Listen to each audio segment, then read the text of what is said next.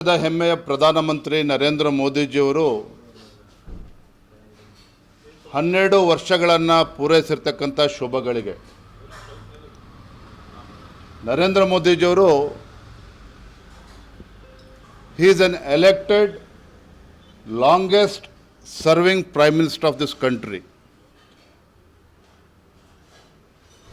2014ರ ಲೋಕಸಭಾ ಚುನಾವಣೆ ಆ ಸಂದರ್ಭಗಳು ನಮಗೆಲ್ಲರೂ ಕೂಡ ಗೊತ್ತಿದೆ.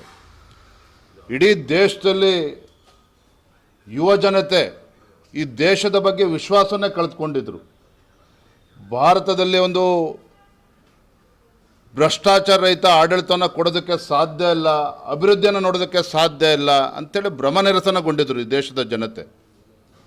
ಆದರೆ ಅಂಥ ಕ್ಲಿಷ್ಟಕರ ಸಂದರ್ಭದಲ್ಲಿ ಭಾರತಕ್ಕೂ ಕೂಡ ಒಂದು ಉಜ್ವಲ ಭವಿಷ್ಯ ಇದೆ ಅಂಥೇಳಿ ದೇಶದ ಜನರಲ್ಲಿ ಒಂದು ವಿಶ್ವಾಸವನ್ನು ಗಳಿಸಿ 12 ವರ್ಷಗಳ ಕಾಲ ನಿರಂತರವಾಗಿ ದೇಶದಲ್ಲಿ ಈ ದೇಶವನ್ನು ಅಭಿವೃದ್ಧಿಯ ಪಥದಲ್ಲಿ ತೆಗೆದುಕೊಂಡು ಹೋಗೋದ್ರ ಜೊತೆಗೆ ಭಾರತವನ್ನು 4ನೇ ಒಂದು ದೊಡ್ಡ ಆರ್ಥಿಕ ಶಕ್ತಿಯನ್ನಾಗಿ ಮಾಡಿರ್ತಕ್ಕಂಥ ಕೀರ್ತಿ ನಮ್ಮ ಪ್ರಧಾನಮಂತ್ರಿ ನರೇಂದ್ರ ಮೋದಿಜಿಯವರು ಸಲ್ತದೆ.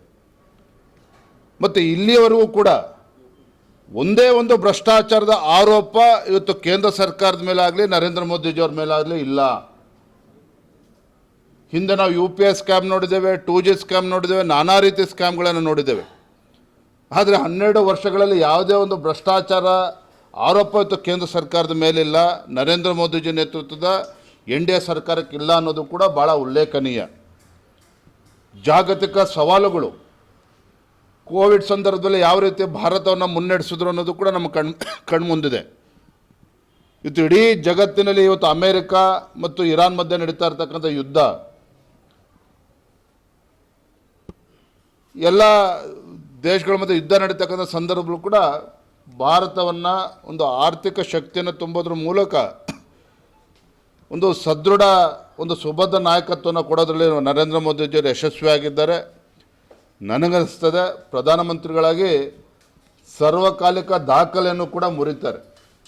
ಯಾಕಂದರೆ ದೇಶದ ಜನರ ಅಪೇಕ್ಷೆಯೂ ಕೂಡ ಇದೆ. ನರೇಂದ್ರ ಮೋದಿಜಿಯವರು ಪ್ರಧಾನಮಂತ್ರಿಯಾಗಿ ಮುಂದುವರಿಬೇಕು.